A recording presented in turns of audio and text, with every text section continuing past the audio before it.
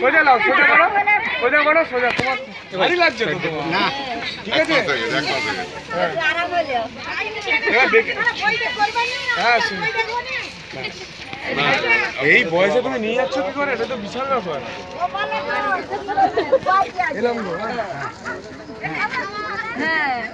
চাষিদের থেকে কাঁধে ধানের বাঁক নিয়ে বললেন, তো কতটা অনুভূতি, কি মনে হলো যে চাষিদের কতটা পরিশ্রম হয়? আমি প্রথমে ভাবছিলাম তো খুব হালকা হবে, ভাবছিলাম আমি তো ধান কেটেছিলাম কদিন আগে, সেই কাটা ধানগুলো নিয়ে উনি যাচ্ছিলেন, তো আমি ভাবলাম যে নিশ্চয়ই হালকা হবে। ওরে বাবা, চাকাতে গিয়ে দেখলাম যে বিভৎস বাড়ি, আমার এখনও কাঁধে যন্ত্রণা হচ্ছে।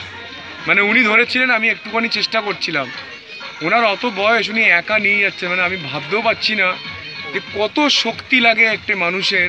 মানে এরকম এক কাঁধে করে উনি কাটা ধান নিয়ে যাচ্ছেন।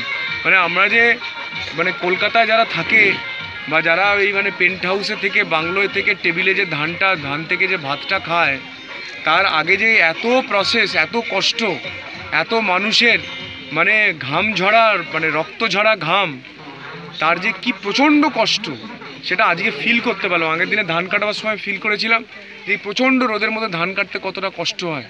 আর আজকে দেখলাম সেই কাটা ধান যখন উনি কাঁধে করে বাঁকে করে নিয়ে যাচ্ছিলেন, একজন বয়স্ক মানুষ, মানে সত্যি ভীষণ ভীষণ ভারী, এবং আমার এখনও কাঁধে যন্ত্রণা হচ্ছে।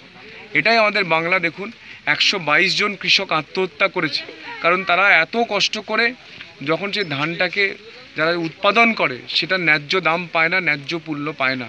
আমাদের সরকার তাদেরকে সম্মান তো দেওয়া দূরের কথা, ন্যায্য দামটা দেয় না। তারা তাদের যে ধার করে, লোন করে যে ধানের যে চাষটা করেন, দিয়ে ধানটাকে যে উৎপাদন করেন, সেটা যখন চোকাতে পারেন না, যখন শোধ করতে পারেন না, তখন তারা আত্মহত্যা করেন। পশ্চিমবঙ্গে 2011 থেকে 2021 অবধি যে আমাদের RTI রিপোর্ট আছে, তাতে দেখা গেছে 122 জন কৃষক আত্মহত্যা করেছেন শুধু আমাদের পশ্চিম মেদিনীপুর জেলাতে।